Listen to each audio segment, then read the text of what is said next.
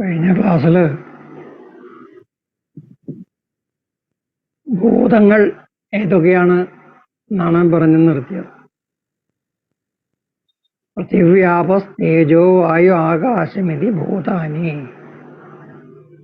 പൃഥിവി, ഭൂമി, മണ്ണ് എന്നർത്ഥം പറയുന്നു. ആപ വെള്ളം, തേജസ് അഗ്നി, വായു ആകാശം, ഇവയാണ് ഭൂതങ്ങൾ എന്ന് പറഞ്ഞു. അടുത്ത സൂത്രം ഭൂതഗുണങ്ങളെ പറയുന്നു. ഓരോ ഭൂതത്തിൻ്റെയും ഗുണം എന്താണ് എന്ന് പറയുന്നു. ഗന്ധ രസ രൂപ സ്പർശ ശബ്ദാഃ പൃഥിവ്യാദി ഗുണഃ തദർത്ഥാഃ. ഗന്ധം,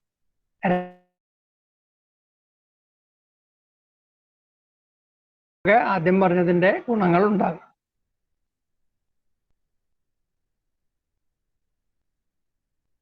സ്പർശം വായുവിന്റെ ഗുണമാണ്. ശബ്ദം ആകാശത്തിന്റെ ഗുണമാണ്. ഈ ഗുണങ്ങൾ അതത് ഇന്ദ്രിയത്തിന്റെ വിഷയവും ആണ്.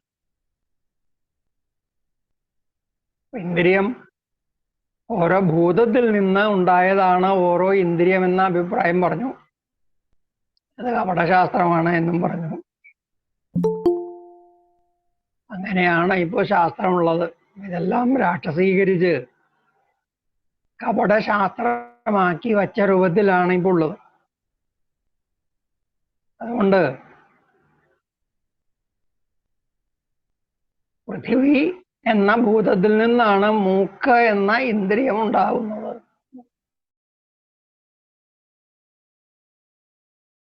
പൃഥിവിയുടെ ഗുണമായ ഗന്ധമാണ് മൂക്കിന്റെ വിഷയം. ഇങ്ങനെ ഓരോ ഭൂതത്തിന്റെ ഗുണം അതിൽ നിന്നുണ്ടായ ഇന്ദ്രിയത്തിന്റെ വിഷയമാകുന്നു എന്നർത്ഥം.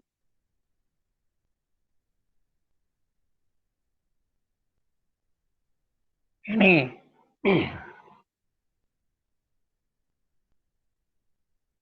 അടുത്ത പ്രമേയം പറഞ്ഞു.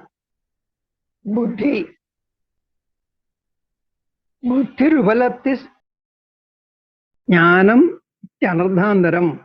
നമ്മൾ സാധാരണ കേട്ട് പരിചയിച്ച അർത്ഥത്തിലല്ല ഇവിടെ ബുദ്ധി എന്ന് ഉപയോഗിച്ചിരിക്കുന്നു. ഏതുകൊണ്ട് ബോധിക്കുന്നുവോ അത് ബുദ്ധി. ബുദ്ധ്യതേ അനേന ഇത് ബുദ്ധി എന്നാണ് നമ്മൾ സാധാരണ ശാസ്ത്രങ്ങളിൽ കേൾക്കുന്നത്.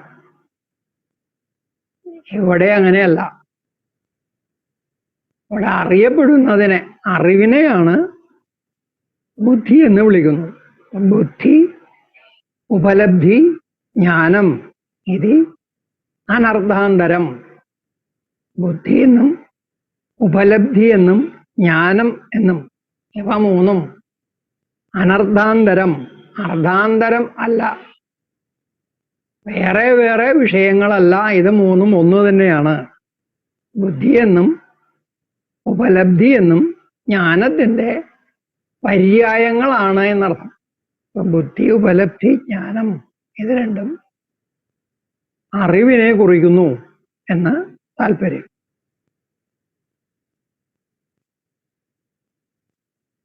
ഇനി മനസ്സ് എന്ന പ്രമേയം.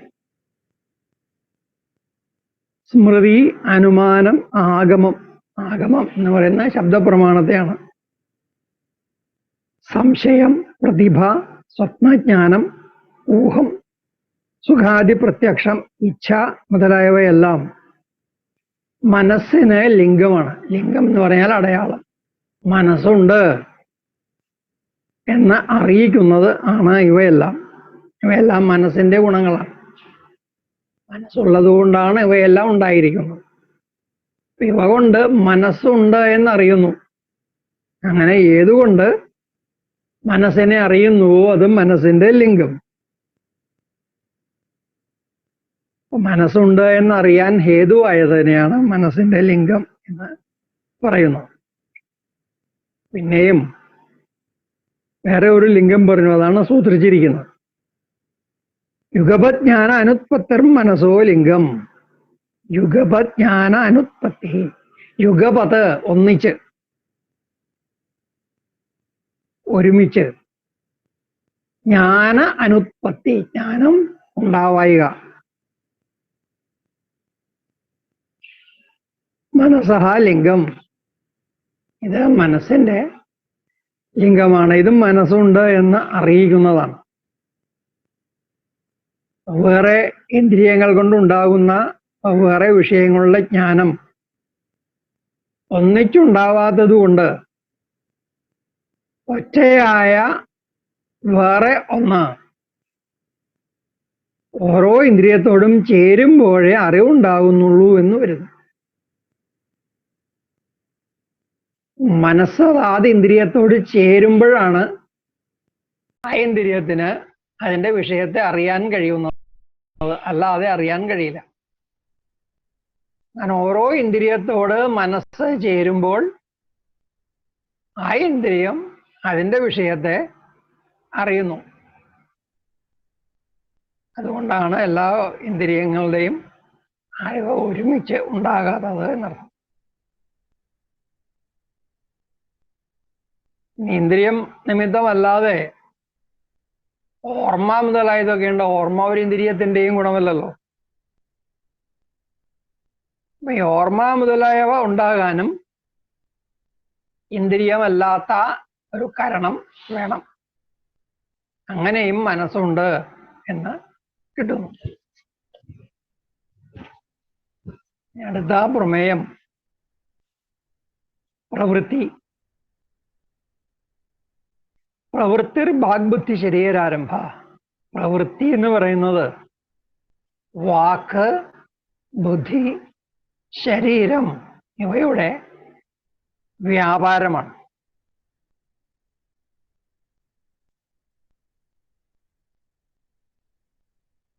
വാക്ക് ശബ്ദിക്കുന്ന കരണം, വാഗിന്ദ്രിയം.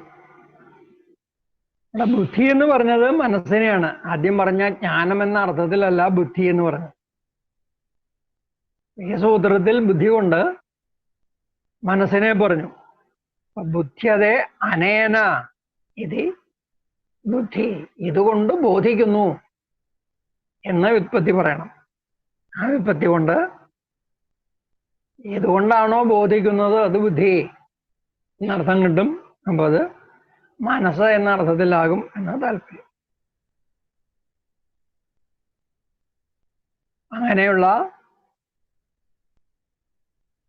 വാക്ക്, മനസ്സ്, ശരീരം ഇവയുടെ വ്യാപാരമാണ് പ്രവൃത്തി എന്ന് പറയുന്നത്.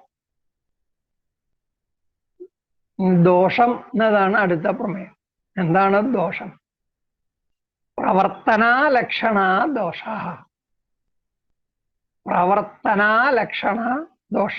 പ്രവർത്തന എന്ന് പറഞ്ഞാൽ പ്രവൃത്തി ഹേതുത്വം, പ്രവൃത്തിക്ക് കാരണമാവുക എന്നത്.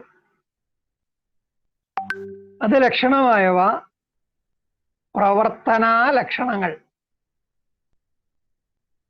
പ്രവൃത്തിക്ക് കാരണമാവുക എന്ന ലക്ഷണം എവിടെയുണ്ടോ അതാണ് പ്രവർത്തനാലക്ഷണം. ആ പ്രവർത്തനാലക്ഷണമായവ ദോഷങ്ങൾ ആണ്. ദോഷം, രാഗം, ദ്വേഷം, മോഹം ഇവ മൂന്നിനെയാണ് ദോഷങ്ങൾ എന്ന് പറയും. രാഗം ഇഷ്ടവിഷയങ്ങളിലുള്ള ആസക്തിയാണ് രാഗം, വിഷയരാഗം, വിഷയത്തിലുള്ള താല്പര്യം. അപ്പോൾ ആ വിഷയത്തെ പ്രാപിക്കാൻ വേണ്ടി പ്രവർത്തിക്കുന്നു. അപ്പൊ രാഗത്തിൽ പ്രവർത്തന ലക്ഷണമുണ്ട്. രാഗം നമ്മളെ പ്രവർത്തിപ്പിക്കുന്നു. ഏത് വിഷയത്തിൽ രാഗമുണ്ടോ ആ വിഷയത്തിന്റെ പ്രാപ്തിക്ക് വേണ്ടി പ്രവർത്തിപ്പിക്കുന്നു. ഇതുപോലെ ദ്വേഷം, അനിഷ്ട വിഷയമാണ് ദ്വേഷം. അവിടെ ആ വിഷയത്തെ ഒഴിവാക്കാൻ വേണ്ടി പ്രവർത്തിക്കുന്നു. അപ്പൊ ദ്വേഷത്തിലും പ്രവൃത്തി ഹേതുത്വമുണ്ട്. ഏത് വിഷയത്തെ ദ്വേഷിക്കുന്നുവോ ആ വിഷയത്തെ നീക്കിക്കളയാൻ വേണ്ടി പ്രവർത്തിക്കുന്നു. പിന്നെ അവിവേകം, അത് മൂന്നാമത്തെ ദോഷമായിട്ട് പറയും. മോഹം എന്ന് പറഞ്ഞാൽ അവിവേകമാണ്. ഇങ്ങനെ രാഗം, ദ്വേഷം, അവിവേകം എന്ന മൂന്നുമാണ് ദോഷങ്ങൾ. ഈ ദോഷങ്ങളാണ് പ്രവൃത്തിയെ പ്രേരിപ്പിക്കുന്നത്.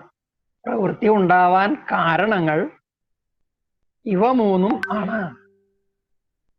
അടുത്ത പ്രമേയം പറഞ്ഞു പ്രേത്യഭാവം. പുനരുത്പത്തി പ്രേത്യഭാവ.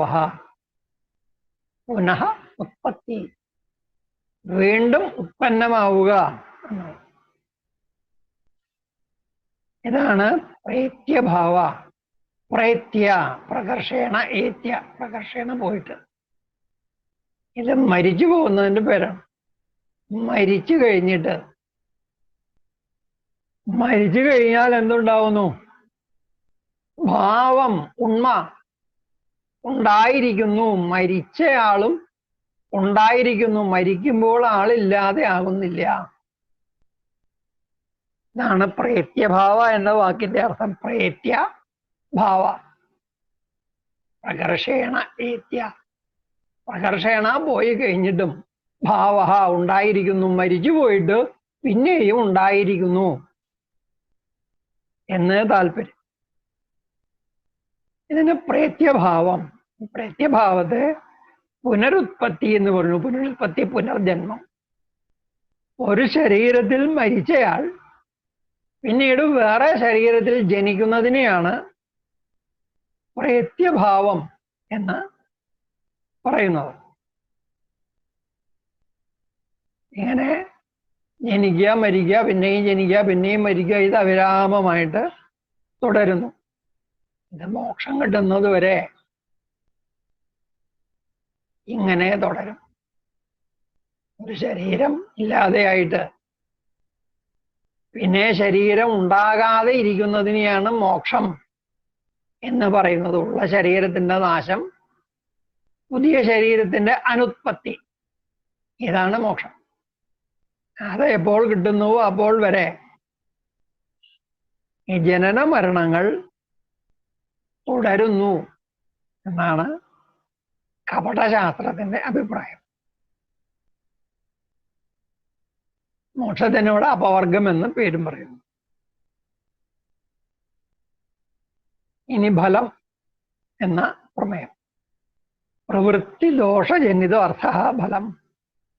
പ്രവൃത്തി ദോഷജനിത അർത്ഥ ഫലം. പ്രവൃത്തിയിൽ നിന്നും ദോഷത്തിൽ നിന്നും ഉണ്ടാകുന്ന അർത്ഥമാണ് ഫലം. പ്രവൃത്തി എന്ന് പറയുമ്പോൾ കർമ്മം സുഖത്തെയോ ദുഃഖത്തെയോ ഉണ്ടാകും. കർമ്മം കൊണ്ട് സുഖമുണ്ടാകുന്നു, കർമ്മം കൊണ്ട് തന്നെ ദുഃഖവും ഉണ്ടാകുന്നു. ഇങ്ങനെ സുഖദുഃഖങ്ങൾ കർമ്മത്തിന്റെ ഫലങ്ങളായിട്ട് ഉണ്ടാകും. ദേഹം, ഇന്ദ്രിയം, വിഷയം, ബുദ്ധി ഇവ ഉണ്ടെങ്കിൽ മാത്രമേ ഈ സുഖത്തിൻ്റെയോ ദുഃഖത്തിൻ്റെയോ അനുഭവം ഉണ്ടാകുന്നുള്ളൂ എന്നാണ് ഈ ശാസ്ത്രത്തിന്റെ അഭിപ്രായം. ദേഹേന്ദ്രിയ വിഷയ ബുദ്ധികൾ ഉണ്ടെങ്കിൽ മാത്രമേ സുഖദുഃഖ അനുഭവം ഉണ്ടാകുന്നുള്ളൂ. ഇവ ഇല്ലാതെ സുഖദുഃഖ അനുഭവം ഉണ്ടാവുകയില്ല. അപ്പൊ ജീവന് സ്വതേ സുഖദുഃഖ അനുഭവം ഇല്ല. അതിന് ദേഹവും ഇന്ദ്രിയങ്ങളും ബുദ്ധിയും എല്ലാം ഉണ്ടായി വിഷയവും ഉണ്ടാകുമ്പോഴാണ് ഈ സുഖദുഃഖങ്ങളുടെ അനുഭവം ഉണ്ടാകുന്നത്.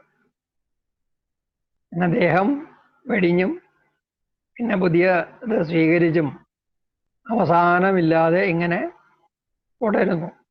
അങ്ങനെ ദുഃഖത്തോട് സംയോഗം സംഭവിച്ചുകൊണ്ടേയിരിക്കുന്നു.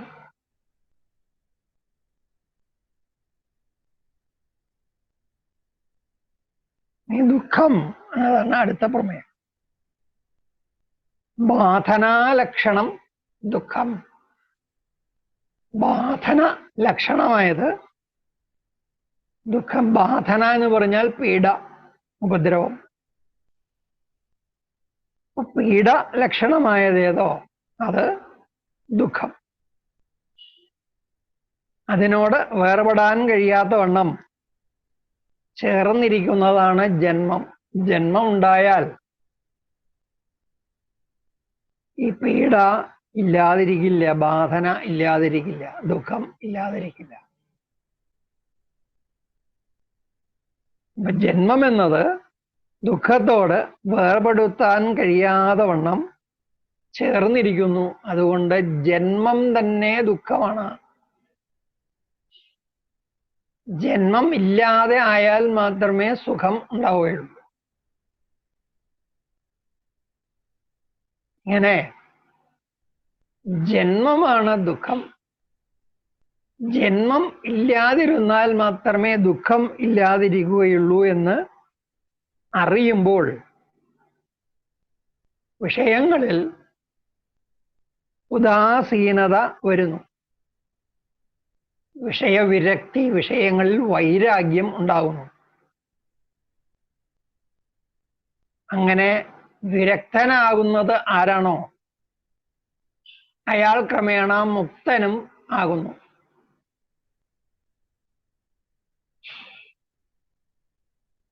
ഇങ്ങനെ ജനിക്കാതെ ആവുന്നതിനെയാണ് അപവർഗം എന്ന് പറയുന്നത്. അടുത്ത സൂത്രം കൊണ്ട് ഈ അപവർഗത്തെ പറഞ്ഞു. തത് അത്യന്ത വിമോക്ഷോ അപവർഗ. അത് അത്യന്ത വിമോക്ഷ അപവർഗ. ഈ ദുഃഖമാകുന്ന ജന്മത്തിൽ നിന്ന്, ശബ്ദം കൊണ്ട് ജന്മത്തെ പറഞ്ഞു, അത് ദുഃഖരൂപമാണ് എന്ന് പറഞ്ഞല്ലോ. ദുഃഖമാകുന്ന ജന്മം, അതിൽ നിന്ന് അത്യന്തമായ മോചനം കിട്ടുക, എന്നേക്കുമായിട്ട് മോചനം കിട്ടുക എന്നതാണ് അപവർഗം. ഉള്ള ദേഹം നശിച്ച് വേറെ ദേഹം ഉണ്ടാകാതെ ആവുക എന്നതാണ് അപവർഗത്തിന്റെ ലക്ഷണം. ഈ 12 പ്രമേയങ്ങൾ കൊണ്ട് പൂർണ്ണജ്ഞാനം ഉണ്ടാവുമോ? പിന്നെ ചർച്ച ചെയ്തിട്ട് പ്രയോജനമില്ലല്ലോ. പ്രമേയങ്ങൾക്ക് അവസാനമില്ല. ഈ പ്രമേയങ്ങൾ പറയാനല്ല ന്യായശാസ്ത്രം ഉണ്ടായത്.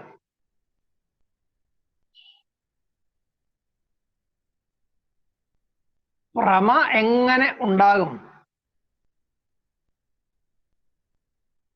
പ്രമയുടെ കരണം, കരണം എന്നാൽ അസാധാരണ കാരണം. പ്രമയുടെ അസാധാരണ കാരണം ആയ പ്രമേയം ചർച്ച ചെയ്യാനാണ് ന്യായശാസ്ത്രം ഉണ്ടായത്. അതിൽ ഇങ്ങനെ 12 പ്രമേയങ്ങൾ പറയുന്നതിന് വിശേഷിച്ച് യാതൊരു ഔചിത്യവുമില്ല. വാസ്തവത്തിൽ ഇത് പറയേണ്ട ആവശ്യവും ഇല്ല. അതുകൊണ്ടാണ് ഈ പ്രമേയ പ്രകരണം മൂലശാസ്ത്രത്തിൽ ഉണ്ടായിരുന്നിരിക്കാൻ ഇടയില്ല. മാത്രമല്ല ന്യായശാസ്ത്രത്തിന്റെ സിദ്ധാന്തങ്ങൾക്ക് പലതും വിരുദ്ധമാണത്. അതുകൊണ്ടാണ് ഇത് രാക്ഷസീകരണത്തിന്റെ ഭാഗമാണ്, ഇത് കപടശാസ്ത്രങ്ങൾ ഇവിടെ ചേർത്തിരിക്കുന്നതാണ് എന്ന് പറയും. ചില ഉദാഹരണങ്ങൾ നോക്കുക. ആത്മാവ് എന്നൊരു പ്രമേയം പറഞ്ഞു. ആത്മാവ് ജീവനെന്നും ഈശ്വരനെന്നും 2 വിധത്തിലുണ്ട് എന്ന് പറഞ്ഞു. ഇങ്ങനെ രണ്ടു തരം ആത്മാവുണ്ട് എന്നതിന് എന്താണ് പ്രമേയം, എന്താണ് പ്രമാണം? ഈശ്വരനെന്നും ജീവനെന്നും രണ്ടു തരം ആത്മാവുണ്ട് എന്ന് കാണിക്കാൻ ഒരു പ്രമാണവും ഇല്ല. ആത്മാവുണ്ട് എന്ന് കാണിക്കാൻ പറ്റും.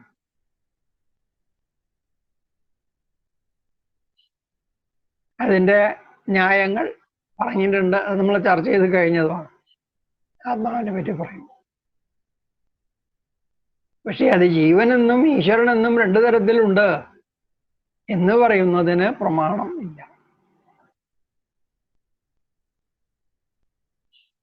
ഇനി ഇന്ദ്രിയങ്ങള്, ഇന്ദ്രിയാണി ഭൂതേഭ്യ എന്ന് പറയും.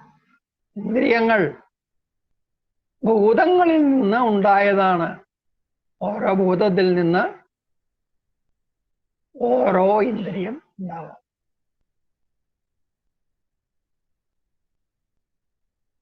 അതിനും പ്രമാണം ഇല്ല. അതിനെതിരായിട്ട് പ്രമാണം ധാരാളം ഉണ്ട് താനും. പൃഥ്വി എന്ന ഒരു ഭൂതത്തിൽ നിന്നും മാത്രമായിട്ട് ഘ്രാണേന്ദ്രിയം ഉണ്ടാകുന്നില്ല.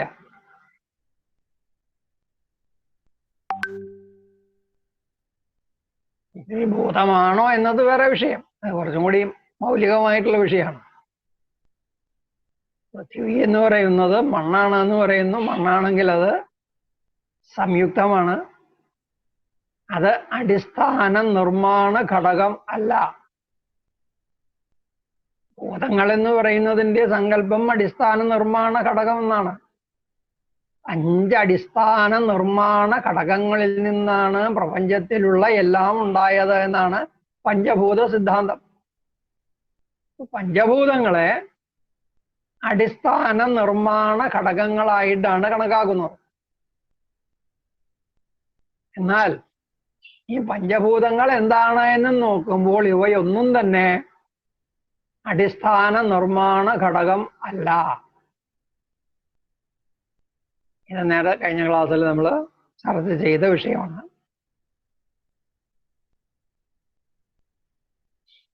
ഇനി അതിൽ നിന്ന് ഓരോ ഭൂതത്തിൽ നിന്ന് ഓരോ ഇന്ദ്രിയം എന്ന മുറയ്ക്ക് ഉണ്ടാവുക എന്നതും അസംഭവമാണ്. ജീവപരിണാമത്തിൽ, ജീവോത്ക്രാന്തിയിൽ ഉത്ക്രമിച്ച് ഉണ്ടാവുന്നതാണ് ഇന്ദ്രിയങ്ങൾ. എല്ലാ പ്രാണികളുടെയും ഇന്ദ്രിയങ്ങൾ ഒരുപോലെയല്ല. ഒരു ഇന്ദ്രിയം തന്നെ പല പ്രാണികളിൽ പരിണാമത്തിന്റെ പല ഘട്ടങ്ങളിലുള്ളവയാണ്. അതുകൊണ്ട് അവ ഭിന്നങ്ങളാണ്. ഏറ്റവും ഉത്ക്രമിച്ച ഇന്ദ്രിയങ്ങളാണ് മനുഷ്യനുള്ളത്. അവിടെ താഴോട്ട് പോകും തോറും ഓരോരോ പ്രാണികളിൽ താഴെയുള്ള നിലവാരത്തിലാണ് ഇന്ദ്രിയങ്ങൾ. അതുകൊണ്ട് കരണങ്ങൾ ഓരോ ഭൂതത്തിൽ നിന്നുണ്ടായി എന്ന് പറയുന്നത് വിജ്ഞാനസമ്മതമല്ല. അത് അശാസ്ത്രീയമാണ്, അത് യുക്തിഹീനമാണ്, അത് ന്യായശാസ്ത്രത്തിന് നിരക്കുന്നതല്ല.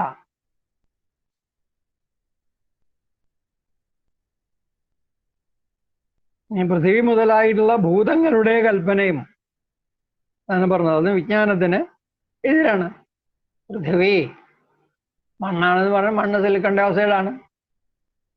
സിലിക്കണും ഓക്സിജനും ചേർന്നുണ്ടാകുന്ന സംയുക്തമാണ്.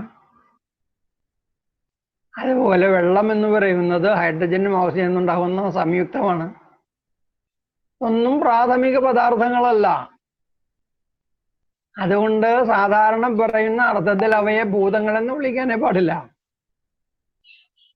ഈ സംയുക്തങ്ങൾ കൂടിയിട്ടാണ് ബാക്കിയെല്ലാം ഉണ്ടായത് എന്ന് പറഞ്ഞാൽ അതങ്ങനെയല്ല എന്ന് നേരെ കാണുകയും ചെയ്യാം. അതുകൊണ്ട് ഈ പഞ്ചഭൂത സിദ്ധാന്തം എന്ന് പറയുന്നത് അടിസ്ഥാനപരമായിട്ട് അബദ്ധമാണ്. അത് വിപരീത ജ്ഞാനമാണ്. അത് രാക്ഷസ വിദ്യയാണ്, മനുഷ്യവിദ്യ അല്ല. അത് മനനസഹമല്ല, യുക്തിസഹം അല്ല. ഇതുവരെ ഉണ്ടായ വിജ്ഞാനത്തോട് അത് യോജിച്ചു പോകുന്നുമില്ല, അതിന് വിരുദ്ധമായിട്ടാണ് ഇരിക്കുന്നത്. ഇതുപോലെയാണ് മനസ്സ് അനുരൂപമാണ് എന്ന വാദം.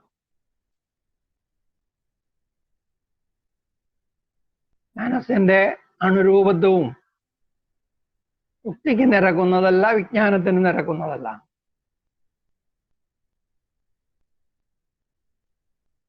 ഇനി യുഗപജ്ഞാന അനുത്പത്തി, പല ഇന്ദ്രിയങ്ങളുടെ വിഷയങ്ങൾ ഒരേ സമയത്ത് അറിയപ്പെടുന്നില്ല എന്നത് മനസ്സിന് ലിംഗമാണ് പറഞ്ഞു. ഓരോ ഇന്ദ്രിയത്തോട് മനസ്സ് കൂടി ചേരുമ്പോഴാണ് ഇന്ദ്രിയ മനസ്സംയോഗം ഉണ്ടായതിന് ശേഷമാണ് ഇന്ദ്രിയത്തിന് വിഷയത്തെ അറിയാൻ കഴിയുന്നത് എന്നാണ് വാദം. ഇത് അനുഭവത്തിന് നിരക്കുന്നതല്ല. ഭിന്ന ഇന്ദ്രിയങ്ങളുടെ വിഷയങ്ങൾ ഒരേ സമയത്ത് അറിയാൻ കഴിയുമെന്നാണ് നമ്മുടെ അനുഭവം. അനുഭവത്തിന് മേലെ പ്രമാണമില്ലല്ലോ. അനുഭവം എന്ന് പറയുന്നത് മാനസ പ്രത്യക്ഷം, അതാണ് പരമമായ പ്രമാണം. ഒരു പൂവ് കയ്യിലെടുക്കുമ്പോൾ അതിൻ്റെ സ്പർശം നമ്മൾ അറിയുന്നു, അത് മൃദുസ്പർശമാണ് എന്ന് സ്പർശത്തെ അറിയുന്നു. അപ്പോൾ തന്നെ കണ്ണ് അതിൻ്റെ രൂപം കാണുന്നു. ഈ സ്പർശം അറിയുന്ന അതേ സമയത്ത് തന്നെ രൂപജ്ഞാനവും ഉണ്ടാകുന്നു. അപ്പോൾ തന്നെ അതിൻ്റെ വാസന അറിയാൻ കഴിയുന്നു. അത് പിന്നൊരു സമയത്തല്ല അറിയുന്നത്. അപ്പൊ രൂപം, സ്പർശം, ഗന്ധം എന്ന മൂന്നും ഒരുമിച്ച് അറിയുന്നുണ്ട് എന്നെല്ലാവർക്കും അനുഭവമാണല്ലോ. അതുകൊണ്ട് യുഗപജ്ഞാന അനുത്പത്തി എന്ന ആശയത്തിന് നിലനിൽപ്പില്ല. ഇങ്ങനെ ഈ പ്രമേയത്തെ കൂലങ്കഷമായിട്ട് പരിശോധിച്ചാൽ ഒരുപാട് പാളിച്ചകൾ കാണാൻ സാധിക്കും, അശാസ്ത്രീയത കാണാൻ സാധിക്കും, വിജ്ഞാന വിരോധം കാണാൻ സാധിക്കും. യുക്തിയുടെ ശാസ്ത്രമായ ന്യായശാസ്ത്രത്തിൽ ഇതൊന്നും ഉണ്ടാകാൻ പാടില്ല. വേറെ വല്ല ശാസ്ത്രത്തിലാണെങ്കിൽ ഉണ്ടല്ല. ന്യായശാസ്ത്രത്തിൽ ഇങ്ങനെ യുക്തിക്ക് നിരക്കാത്ത ഒന്നും ഉണ്ടാകാൻ പാടില്ല. ഉണ്ടെങ്കിൽ അത് മൂല ന്യായശാസ്ത്രത്തിൽ ഉണ്ടായിരുന്നതല്ല, രാക്ഷസീകരണത്തിന്റെ ഭാഗമായിട്ട് കൂട്ടിച്ചേർത്തതാണ് എന്ന് വിചാരിക്കണം. ന്യായശാസ്ത്രത്തിൽ ഒരു പ്രമേയ പ്രകരണം ഉണ്ടായിരുന്നു എന്ന് വിചാരിക്കുക. പ്രമാണശാസ്ത്രമാണെങ്കിലും അതിന് പ്രമേയത്തെ പറ്റി എന്തെങ്കിലും പറയാമല്ലോ. പറയുന്നതാണ് നല്ലത്, ഒന്നും പറയാതിരിക്കുന്നതിനേക്കാളും. പ്രമാണശാസ്ത്രത്തിന് യോജിച്ച വിധത്തിൽ പ്രമേയത്തെയും കൂടി പരാമർശിക്കുന്നതാണ് ഉചിതം. അങ്ങനെയാണെങ്കിൽ ഈ പ്രമേയ പ്രകരണം നീക്കിവെച്ചാൽ ന്യായശാസ്ത്രത്തിൽ മൂലത എന്തായിരിക്കും പ്രമേയത്തെ പറ്റി പറഞ്ഞിട്ടുണ്ടാവുക? പ്രമേയങ്ങൾ അനന്തമാണ്. പ്രമേയങ്ങൾ അനന്തമാണെങ്കിലും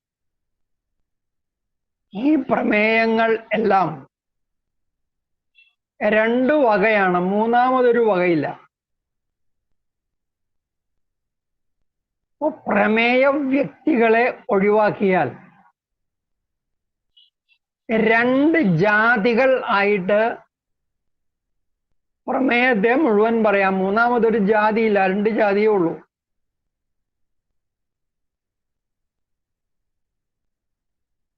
ന്യായം പ്രമാണശാസ്ത്രമായതുകൊണ്ട്, പ്രമേയശാസ്ത്രമല്ലാത്തതുകൊണ്ട് പ്രമേയങ്ങളെ പറ്റി അതിൽ വിസ്തരിക്കേണ്ട ആവശ്യമൊന്നുമില്ല.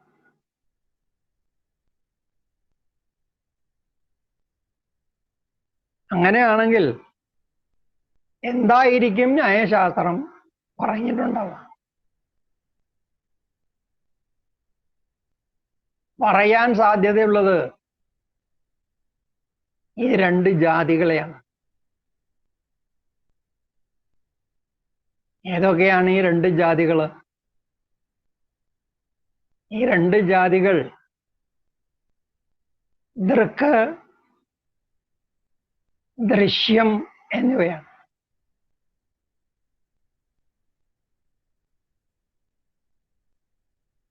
സത്തുക്രമിച്ച് എല്ലാം ആയിത്തീരുന്നു. അങ്ങനെ എല്ലാം ആയിത്തീരുമ്പോൾ അതിൽ ചിലത് ദൃക്കായിട്ട് കാണപ്പെടുന്നു, വേറെ ചിലത് ദൃശ്യമായിട്ട് കാണപ്പെടുന്നു.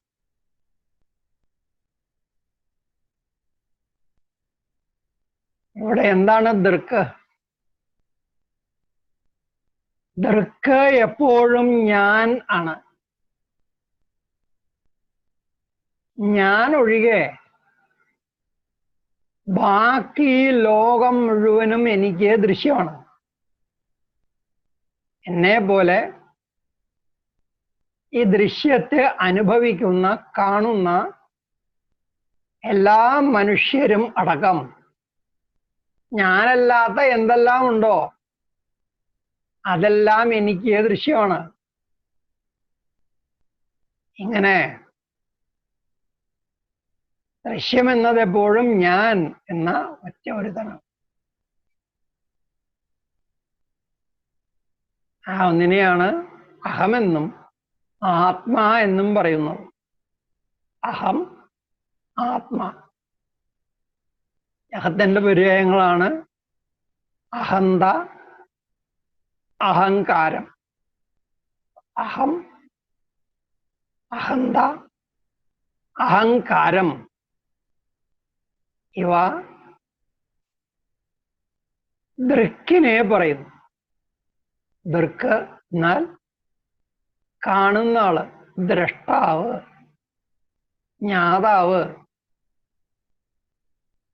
നിരീക്ഷകൻ എന്നെല്ലാം പറയാം. ഇതാണ് ഞാൻ.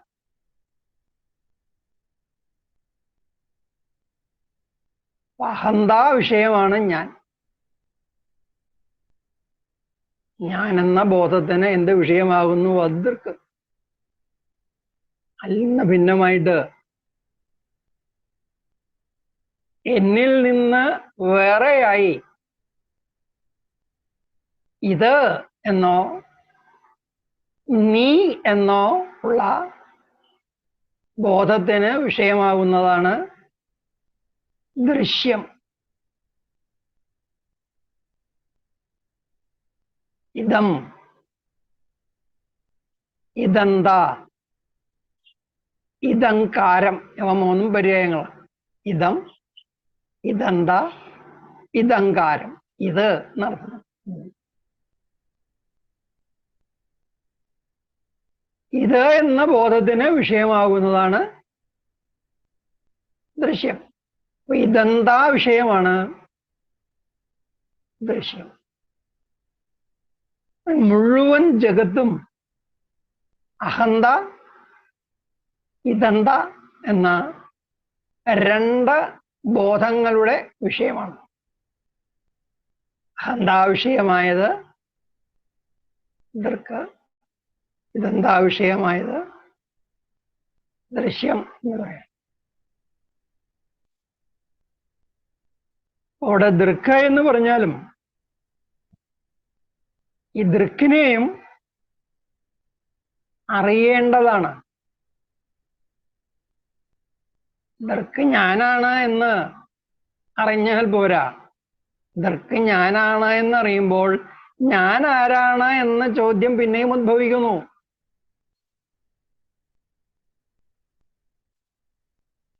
മൗലികമായ ചോദ്യമാണ് ഞാൻ ആരാണ് എന്ന്.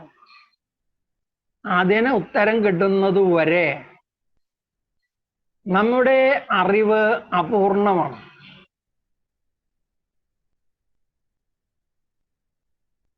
പ്രമേയത്തെ അറിയുന്നത് പോലെ തന്നെ പ്രമാതാവിനെയും അറിയേണ്ടിയിരിക്കുന്നു. പ്രമാതാവിനെ പ്രമാതാവ് എന്നറിയുന്നത് സ്വാനുഭവം കൊണ്ടാണ്. ഞാൻ പ്രമാതാവാണെന്ന് എന്നെ ആരും പഠിപ്പിക്കേണ്ട ആവശ്യമില്ല. അതെന്റെ അനുഭവമാണ്. പക്ഷെ പ്രമാതാവാണ് എന്ന് മാത്രം അറിഞ്ഞാൽ പോരാ. അതിനപ്പുറം ആ പ്രമാതാവിനെ കുറിച്ച് അറിയാൻ ഉണ്ട്. ഏതിനെയാണോ അറിയേണ്ടത് അത് പ്രമേയം ആണല്ലോ, ശബ്ദാർത്ഥം കൊണ്ട്.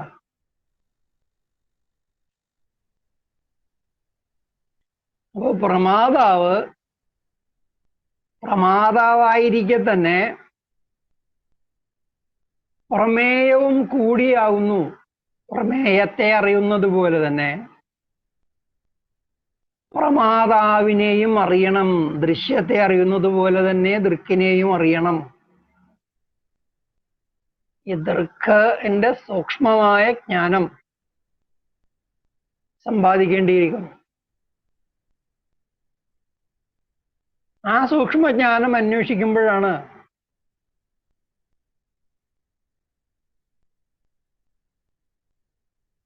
വിശ്വോത്ക്രാന്തി എന്ന പ്രതിഭാസത്തിന്റെ ആര്യന്തികമായ ജ്ഞാനത്തിലേക്ക് പോകേണ്ടി വരുന്നു. ജഗത്തിന്റെ അഭിന്ന നിമിത്തോപാദാന കാരണമായ സത്ത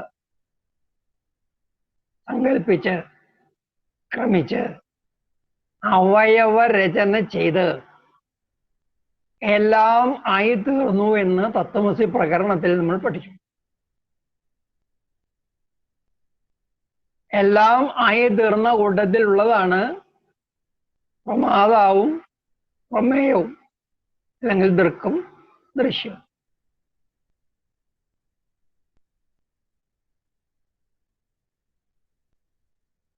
ജഗത്തിന്റെ അഭിന്ന നിമിത്തോപാദാന കാരണമായ സത്ത് തന്നെയാണ് ദൃക്കായിരിക്കുന്നത്. ആ സത്ത് തന്നെയാണ് ദൃശ്യം ആയിരിക്കുന്നത്. സത്തിന്റെ രണ്ടുവിധ പരിണാമങ്ങളാണ്. സത്ത് പരിണമിച്ചുണ്ടായത് മാത്രമേ ജഗത്തിലുള്ളൂ, വേറൊന്നുമില്ല. പരിണമിച്ചുകൊണ്ടിരിക്കുന്ന സത്താണ് ജഗത്ത്. ഇതുവരെ എന്തൊക്കെയോ പരിണമിച്ചുണ്ടായി, ഇനിയും പരിണമിച്ചുണ്ടായിക്കൊണ്ടിരിക്കുന്നു. സത്തും സത്യന്റെ ഉത്ക്രാന്തിയുമാണ് പൂർണ്ണജ്ഞാനത്തിന്റെ വിഷയം. അങ്ങനെ ഉത്ക്രമിച്ചുണ്ടായവയിൽ പ്രമാതാവുണ്ട്, പ്രമേയമുണ്ട്, ദൃക്കുണ്ട്, ദൃശ്യം. അവിടെ ഇതിന്റെ മൂലസ്വരൂപത്തെ അന്വേഷിക്കേണ്ടിയിരിക്കും. ദൃശ്യത്തിന്റെ മൂലസ്വരൂപം എന്താണ്? ദൃക്കിന്റെ മൂലസ്വരൂപം എന്താണ്? മൂലസ്വരൂപം എന്ന ആശയം നമ്മൾ നേരത്തെ ചർച്ച ചെയ്തിട്ടുള്ളതാണ് ക്ലാസ്സുകൾ. നാമരൂപങ്ങളെ നീക്കിയാൽ ശേഷിക്കുന്നതാണ് മൂലസ്വരൂപം. നാമരൂപാത്മകമാണ് എല്ലാ വിഷയങ്ങളും, എല്ലാ പ്രമേയങ്ങളും, പ്രമാതാവും എല്ലാം നാമരൂപാത്മകമാണ്. എല്ലാത്തിനും രൂപമുണ്ട്, നാമമുണ്ട്. ഇതുകൊണ്ടാണ് അവയെ തിരിച്ചറിയുന്നത്. ഈ രൂപത്തെയും നാമത്തെയും നീക്കിയാൽ എന്ത് ശേഷിക്കും? കുടം എന്ന ഒരു പ്രമേയം, അല്ലെങ്കിൽ ഒരു ദൃശ്യം, ഒരു വിഷയം, അതിൽ നിന്ന് കുടം എന്ന പേര് നീക്കിക്കളയുന്നു.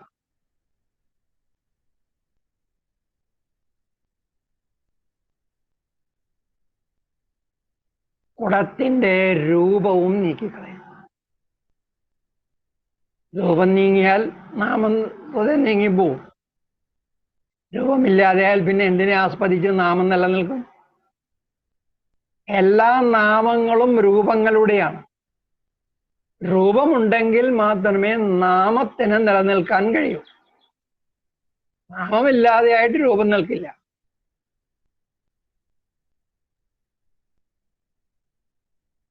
അപ്പൊ നാമത്തിന് നിൽക്കണമെങ്കിൽ രൂപം വേണം. അപ്പൊ കുടം എന്ന രൂപത്തെ ഇല്ലാതെയാകുന്നു എന്ന് വിചാരിക്കുക. ആ രൂപത്തെ നശിപ്പിച്ചു, കുടം പൊടിച്ചു എന്ന് വിചാരിക്കുക. ഗൂളിയാക്കി മാറ്റിയ, പൊടിച്ചത്. പിന്നെ കുടം എന്ന് പേരില്ല. അതിന് ആകൃതിയെയാണ് കുടം എന്ന് വിളിച്ചിരുന്നത്. പൊടിച്ചപ്പോൾ കുടത്തിന്റെ സത്ത അവിടെ തന്നെ ഉണ്ട്. എന്താണോ കുടത്തിന്റെ ആകൃതി ഇരുന്നത്, അതിപ്പോൾ കുടത്തിന്റെ ആകൃതി ഇല്ലാതെ അവിടെ തന്നെ ഇരിപ്പുണ്ട്. പക്ഷെ അതിന് കുടം എന്ന് പേരില്ല. കാരണം പേര് രൂപത്തിന്റെ ആയിരുന്നു. അത് പൊടിച്ച് മണ്ണാക്കിയപ്പോൾ ഇനി അതിന് മണ്ണ എന്നേ പേരുള്ളൂ, കുടം എന്ന് പേരില്ല. രൂപം പോയപ്പോ നാമം പോയി. ഇങ്ങനെ രൂപവും നാമവും നീക്കിയാൽ എന്ത് ശേഷിക്കുമോ അത് മൂലസ്വരൂപം എന്ന് പറയുമ്പോൾ ഇവിടെ ആദ്യപടിയായിട്ട് കുടത്തിൽ നിന്ന് കുടത്തിന്റെ രൂപവും കുടമെന്ന പേരും നീക്കുമ്പോൾ മണ്ണ് ശേഷിക്കുന്നു.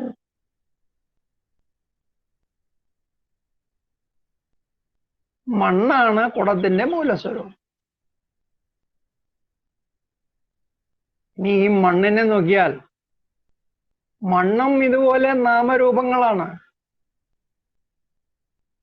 മണ്ണിൽ സിലിക്കൺ ഡയോക്സൈഡ്, കാൽഷ്യത്തിന്റെയും മഗ്നീഷ്യത്തിന്റെയും ഒക്കെ സൾഫേറ്റ്, ഫോസ്ഫേറ്റ് മുതലായിട്ടുള്ള ലവണങ്ങളെല്ലാം കൂടി കുഴഞ്ഞ് കളിമണ്ണ് എന്ന ഒരു വസ്തുവായിട്ട് നിൽക്കുന്നു. ആ കളിമണ്ണ് എടുത്തിട്ടാണ് കുടം ഉണ്ടാക്കി.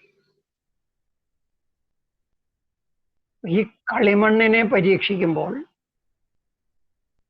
അതിലെ സിലിക്കൺ ഡയോക്സൈഡ് പറയാം, കാൽഷ്യത്തിന്റെയോ മഗ്നീഷ്യത്തിന്റെയോ ഒക്കെ ലവണങ്ങൾ, ഫോസ്ഫേറ്റോ സൾഫേറ്റോ എന്താ, ഇതൊക്കെ വേറെ വേറെ പറയാം. അവിടെ അവസാനിക്കുന്നില്ല. അത് വേറെ ആയി കഴിഞ്ഞാൽ ഇനി അതുപോലെ സിലിക്കണും ഓക്സിജനും പറയാവും. ഇത് രണ്ട് സാധനങ്ങൾ കൂടി ചേർന്ന് നിൽക്കുന്നതാണല്ലോ. സിലിക്കണെന്നും ഓക്സിജൻ എന്നുമുള്ള രണ്ട് മൂലകങ്ങൾ കൂടി ചേർന്നിരിക്കുന്നതാണ് സിലിക്കൺ ഡയോക്സൈഡ്. അതുപോലെ കാൽഷ്യം, മഗ്നീഷ്യം എന്ന മൂലകങ്ങൾ, അതിൻ്റെ കൂടെ സൾഫർ, ഓക്സിജൻ അല്ലെങ്കിൽ ഫോസ്ഫറസ്, ഓക്സിജൻ ഒക്കെ ചേർന്നിട്ടാണ് ഫോസ്ഫേറ്റ്, സൾഫേറ്റ് ഒക്കെ ആയത്. ഇതെല്ലാം പിരിയും. അപ്പൊ ഇത് കാൽഷ്യം, മഗ്നീഷ്യം, സൾഫർ, ഓക്സിജൻ അങ്ങനെ പിരിയും. അവിടെ അവസാനിക്കുന്നില്ല. ഇതിൽ ഒരു ആറ്റം എടുക്കുക, ഓക്സിജൻ ആവട്ടെ, സിലിക്കൺ ആവട്ടെ, കാൽഷ്യം ആവട്ടെ, മഗ്നീഷ്യം ആവട്ടെ, സൾഫർ ആവട്ടെ, ഫോസ്ഫറസ് ആവട്ടെ, എന്തോ ആയിക്കോട്ടെ, ഒരാറ്റം എടുത്താൽ ഈ ആറ്റം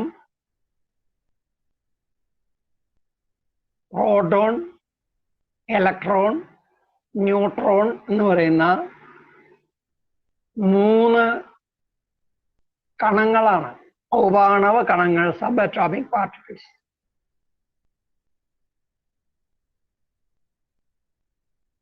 അണുക്കളെല്ലാം വേർതിരിഞ്ഞാൽ അണുക്കൾക്ക് പിന്നെയും പിരിഞ്ഞു പോകാം. അണുക്കളും ഒരു നാമരൂപാത്മകമായ വസ്തുവാണ്. ഇതൊരു ഫോർമേഷനാണ്, അങ്ങനെ ഉണ്ടായി വന്നിരിക്കുകയാണ്. ഇലക്ട്രോണും പ്രോട്ടോണും ന്യൂട്രോണും കൂടി ചേർന്ന് ഒരു രൂപമായിട്ടിരിക്കുന്നതാണ് ആറ്റം. ഇത് പിരിഞ്ഞു പോയാൽ പിന്നെ ആറ്റം ഇല്ല. അങ്ങനെ പോയാൽ ഈ ഇലക്ട്രോണും ഈ പ്രോട്ടോണും ന്യൂട്രോണും എടുത്ത് നോക്കുക.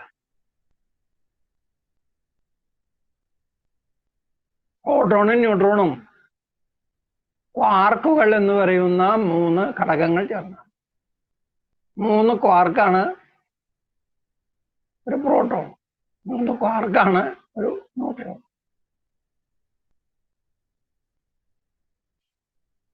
ന്യൂട്രോണും പ്രോട്ടോണും ക്വാർക്കുകളായിട്ട് പിരിയും.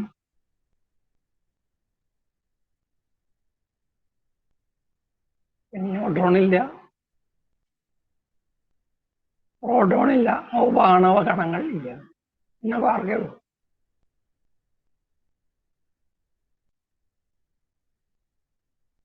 ഇങ്ങനെ പിരിഞ്ഞു പിരിഞ്ഞു പോകുന്നു.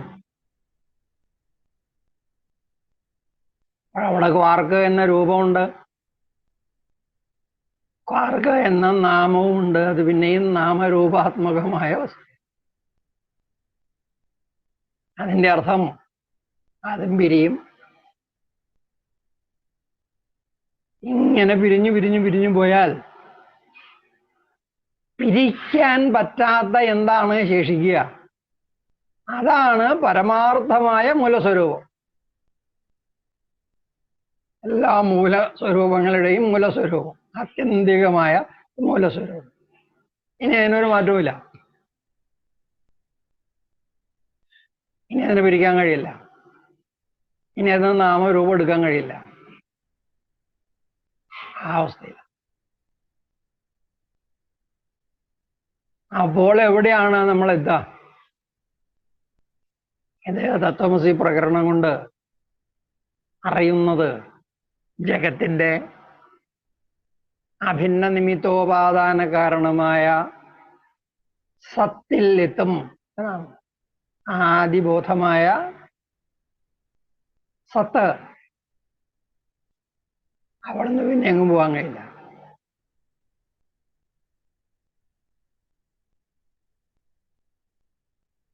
ആ സത്താണ് പരിണമിച്ച്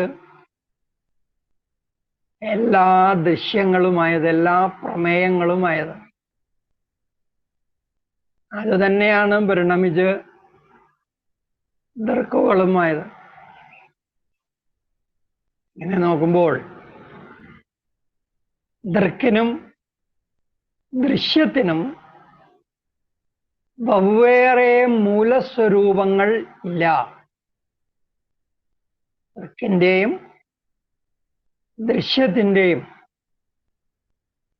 അഥവാ പ്രമേയത്തിൻ്റെയും പ്രമാതാവിൻ്റെയും മൂലസ്വരൂപം ഒന്നു തന്നെയാണ്. അത് സത്താണ് എന്ന് കിട്ടും. സത്തിൻ്റെ പരിണത രൂപങ്ങളാണല്ല. ഇങ്ങനെ പ്രമേയത്തിൻ്റെയും പ്രമാതാവിൻ്റെയും അല്ലെങ്കിൽ ദൃക്കിൻ്റെയും ദൃശ്യത്തിൻ്റെയും മൂലസ്വരൂപം ഒന്നാണ് എന്ന് വന്നാൽ അഭേദമാണ് പരമാർത്ഥം എന്ന് സിദ്ധിക്കുന്നു. അദ്വൈതമാണ് പരമം എന്ന് കിട്ടുന്നു. രണ്ടില്ല, ഒന്ന് മാത്രം. ഒന്നാണ് എല്ലാം ആയിരിക്കുന്നത്. ഒരേ ഒന്ന് പരിണമിച്ചാണ് എല്ലാ രൂപങ്ങളുമായത്. ഈ രൂപങ്ങളെ നീക്കി പോയാൽ ആ ഒന്നിലെത്തും. പ്രമേയത്തിൻ്റെ രൂപങ്ങളെ നീക്കിയാൽ സത്തിലെത്തും. പ്രമാതാവിൻ്റെ രൂപങ്ങളെ നീക്കി പോയാൽ അപ്പോഴും സത്തിൽ തന്നെ എത്തും. ഇങ്ങനെ മൂലസ്വരൂപത്തെ പരീക്ഷിച്ചു നോക്കി. രണ്ടിനും, ഈ സത്തിനും പ്രമാതാവിനും പ്രമേയത്തിനും വേറെ വേറെ മൂലസ്വരൂപങ്ങൾ ഉണ്ടെങ്കിൽ ഭേദമാണ് ശരിയെന്നും, വേറെ വേറെ മൂലസ്വരൂപങ്ങളില്ല, ഒരു മൂലസ്വരൂപം തന്നെയാണെങ്കിൽ അഭേദമാണ് ശരിയെന്നും വരും. ഇതുവരെ നമുക്ക് അറിയാൻ കഴിഞ്ഞിടത്തോളം ഈ പരീക്ഷ ചെയ്ത് നോക്കിയാൽ അഭേദമാണ് സിദ്ധിക്കുക. അഭേദത്തെ തന്നെയാണ് അദ്വൈതം എന്ന് പറയുക. ദൃഗ്ദൃശ്യ ഐക്യമാണ് അദ്വൈതം. ഇത് ഉപനിഷത്ത് ക്ലാസ്സിൽ നമ്മൾ ചർച്ച ചെയ്തിട്ടുള്ള വിഷയം. പിന്നെ രാക്ഷസീകരിച്ചപ്പോൾ ജീവബ്രഹ്മ ഐക്യമെന്നും മാറ്റിയിട്ടുണ്ട്. ജീവബ്രഹ്മ ഐക്യം എന്നത് വിജ്ഞാനസമ്മതമായ ആശയമല്ല, അത് രാക്ഷസാശയമാണ്. അത് കപടശാസ്ത്രത്തിന്റെ ആശയമാണ്. ദൃഗ്ദൃശ്യ ഐക്യം കിട്ടിയെങ്കിൽ മാത്രമേ അദ്വൈതത്തിൽ എത്തുള്ളൂ.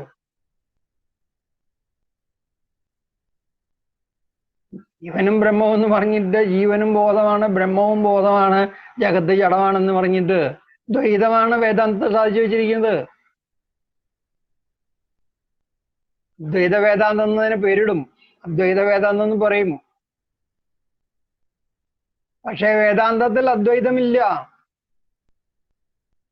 അവിടെ ബോധവും ജഡവും വേറെ വേറെ രണ്ട് വസ്തുക്കളാണ്, ആത്മാവ് അനാത്മാവ്. ജഗത്ത് അനാത്മാവാണ്, ജഡമാണ്. അതിൻ്റെ കാരണം സത്വരജസ്തമോ ഗുണങ്ങളാണ്. അതിന് അവിദ്യ എന്നും അജ്ഞാനം എന്നും ഒക്കെ പേര് പറഞ്ഞു, മായ എന്നും പേര് പറഞ്ഞു. അത് പരിണമിച്ചാണ് ജഗത്തുണ്ടായതെന്ന് പറഞ്ഞു. മായ പരിണമിക്കുന്നു, ബ്രഹ്മം പരിണമിക്കില്ല, ബോധം പരിണമിക്കില്ല. എന്താണോ ജഗത്തിന്റെ യഥാർത്ഥ കാരണം അതിനൊരിക്കലും ഒരു മാറ്റവും വരില്ല. അത് നിർവികാരമാണ്, ഇമ്മ്യൂട്ടബിൾ ആണ്, ഒരു പരിണാമത്തിന് വിധേയാവില്ല, അപരിണാമിയാണ്. അത് അപരിണാമിയായിരുന്നിട്ട് പിന്നെ എങ്ങനെയാണ് ഇത് ഈ ജഗത്തൊക്കെ ആയത് എന്ന് ചോദിക്കുമ്പോൾ ജഗത്തൊന്നും ആയിട്ടില്ല. നിങ്ങൾ ആരോപിച്ച് കാണുന്നതാണ് ബ്രഹ്മം ബ്രഹ്മമായിട്ട് തന്നെയാണ് ഇരിക്കുന്നത്. അതേ കണ്ടിട്ട് ബ്രഹ്മമാണ് തിരിച്ചറിയാതെ ജഗത്തിനെ ആരോപിക്കുക. അപ്പോൾ ഒരു ചോദ്യമുണ്ട്, ഈ ആരോപിക്കുന്ന ആൾ എവിടെ നിന്നുണ്ടായി? ആരോപിക്കാൻ ഒരാളെങ്കിലും വേണമല്ലോ. നിങ്ങൾ ആരോപിച്ച് കാണുന്നു എന്നാണ്. അവിദ്യയാണ് ജഗത്തെന്നൊക്കെ പറയുമ്പോ അവിടെ ചോദ്യം വരുന്നത്, അവിദ്യ ആരിലാണ്? അവിദ്യക്ക് ഒരു ഇരിപ്പിടം വേണ്ടേ? എവിടെയാണ് അവിദ്യ ഇരിക്കുന്നത്? അപ്പോ ശങ്കരാചാര്യർ പറയും, ഇത് ചോദിക്കുന്ന നിന്നിലാണ് ഇരിക്കുന്നത്. എവിടെയാണെന്ന് നീ ചോദിക്കണ്ട, നിന്നിലാണ് അവിദ്യ ഇരിക്കുന്നത്. എന്ന് പറഞ്ഞാൽ ഈ ജഗത്തിനെ, ഇല്ലാത്ത ജഗത്തിനെ ബ്രഹ്മത്തിൽ കൽപ്പിച്ച് കാണുന്ന ആളിലാണ് അവിദ്യ ഇരിക്കുന്നത്. ശങ്കരാചാര്യ പറയുന്ന മറുപടി.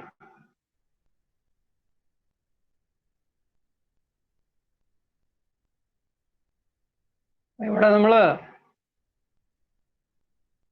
ജ്ഞാനത്തിൽ എത്തിച്ചേരുന്നുവോ അജ്ഞാനത്തിൽ എത്തിച്ചേരുന്നുവോ?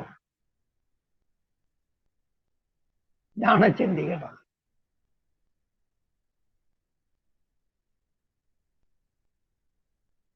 ശാസ്ത്രത്തെ കപട ശാസ്ത്രമാക്കി മാറ്റുമ്പോൾ ഇതാണ് സംഭവിക്കുന്നത്. കപടശാസ്ത്രങ്ങൾക്കൊന്നും യുക്തി ഉണ്ടാവില്ല. കപടശാസ്ത്രങ്ങൾ അനുഭവത്തോട് പൊരുത്തപ്പെട്ടിരിക്കില്ല.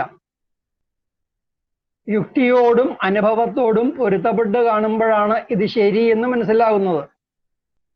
ഏത് യുക്തിവിരുദ്ധമാണോ, ഏത് അനുഭവ വിരുദ്ധമാണോ അത് തെറ്റ് എന്ന് തീർച്ച. പിന്നെ അതിന് ചിന്തിക്കേണ്ട ആവശ്യമില്ല. കപടശാസ്ത്രം എന്ന് വിളിക്കുന്നത് തന്നെ യുക്തിക്കും അനുഭവത്തിനും നിരക്കാത്ത വാദങ്ങളെയാണ്. യുക്തിക്കും അനുഭവത്തിനും നിരക്കുന്ന വാദങ്ങളാണ് സച്ഛാസ്ത്രം, യഥാർത്ഥജ്ഞാനം, സമ്യജ്ഞാനം.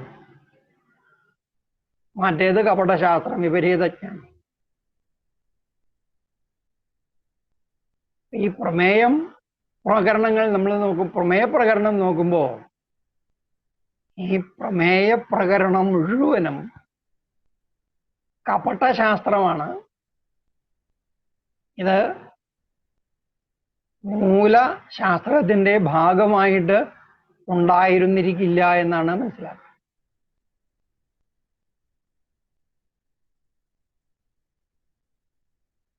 ഇപ്പൊ പ്രമേയത്തെ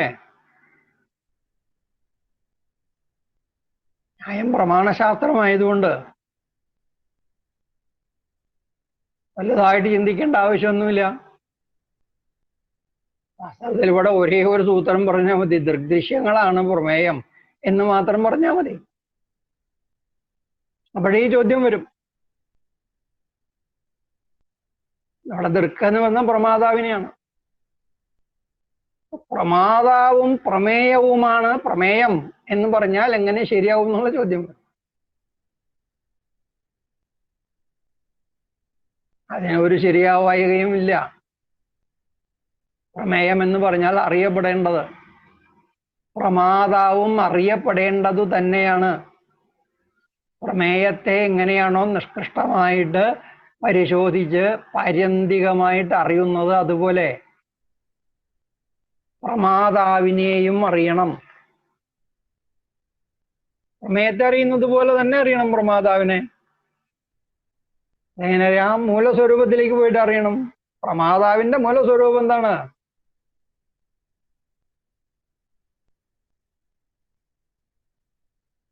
അപ്പോഴാണ് പൂർണ്ണജ്ഞാനത്തിലെത്തുക. അപ്പോൾ സത്യന്റെ രണ്ടുവിധ പരിണാമങ്ങളായി. അങ്ങനെ അറിയാതെ ഞാനാണ് പ്രമാതാവെന്ന് അറിഞ്ഞാൽ പോരാ, ഞാനാണ് ദൃക്ക് എന്നറിഞ്ഞാൽ പോരാ. അത് പൂർണ്ണജ്ഞാനമല്ല, പാര്യന്തിക ജ്ഞാനമല്ല. അതാകണമെങ്കിൽ പ്രമാതാവിന്റെ മൂലസ്വരൂപം അറിയണം.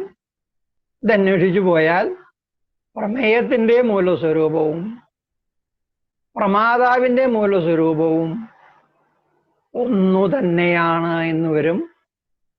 അങ്ങനെ ഈ ജഗത്തിന്റെ പരമാർത്ഥം അഭേദം ആണ്, അദ്വൈതം ആണ് എന്നും ശ്രദ്ധിക്കും. ന്യായശാസ്ത്രം അദ്വൈതത്തെ സിദ്ധാന്തിക്കുന്നില്ല. കാരണം അത് സിദ്ധാന്തിക്കേണ്ടത് പ്രമേയ ശാസ്ത്രത്തിലാണ്, പ്രമാണശാസ്ത്രമല്ല. പ്രമേയങ്ങളെ എങ്ങനെയാണ് പ്രമാണ പരീക്ഷയ്ക്ക് വിധേയമാക്കുക?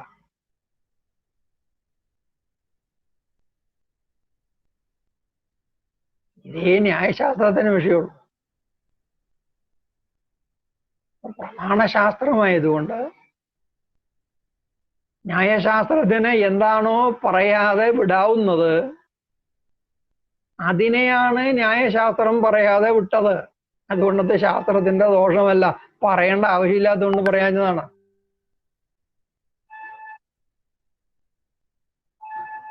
ആ പഴുതില് കപടശാസ്ത്രങ്ങൾ കൊണ്ടുവന്ന് വെച്ചു, കുറെ സൂത്രങ്ങളൊക്കെ ഉണ്ടാക്കി ഒരു പൂർണ്ണ പ്രകരണം, പ്രമേയ പ്രകരണം എന്ന് പറഞ്ഞ് ഉണ്ടാക്കി വെച്ചു. ഇതിനെ നമ്മള് ആത്യന്തികമായിട്ട് വിചാരം ചെയ്ത് പ്രമാണ പരീക്ഷ ചെയ്ത് അതിൻ്റെ കാപട്യം തിരിച്ചു.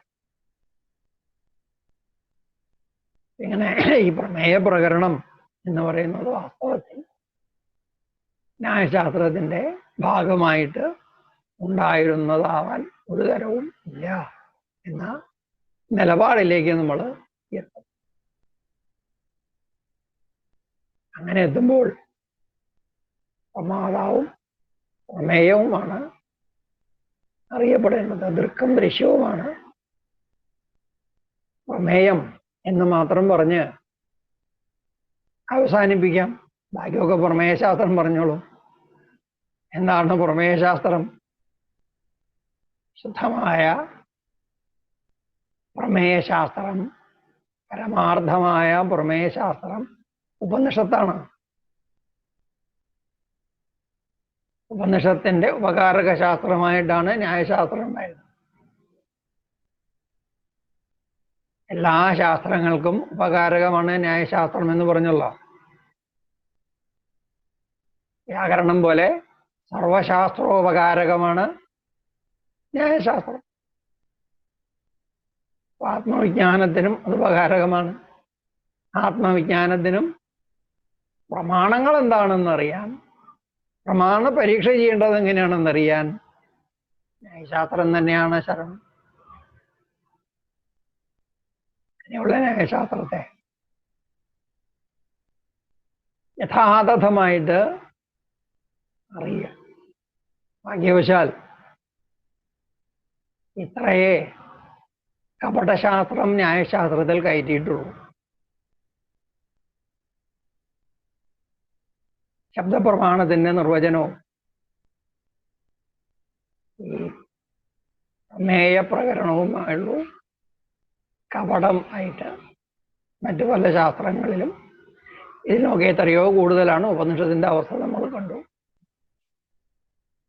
അതിനെ അപേക്ഷിച്ച് ന്യായശാസ്ത്രം അത്ര അപകടത്തിൽപ്പെട്ടിട്ടില്ല എന്ന് നമുക്ക് ആശ്വസിക്കാം. ഇങ്ങനെയുള്ള ന്യായശാസ്ത്രത്തെ അത് പ്രമാണശാസ്ത്രമായതുകൊണ്ട് അതിലെന്താണോ പറയേണ്ടത് അതെത്ര പറഞ്ഞിട്ടുണ്ട് എന്ന് നോക്കിയാൽ മതി. സന്ദേശവുമാണ് പ്രമേയം എന്നൊരൊറ്റ വാക്യം പറഞ്ഞാൽ അതിന് പ്രമേയത്തെ ഉടവിടാം. കാരണം ഇത് പ്രമേയശാസ്ത്രം അല്ലാതെ പറയാൻ വേറെ ശാസ്ത്രങ്ങളുണ്ട്. ഇവിടെ നമുക്ക് അവസാനിപ്പിക്കാം.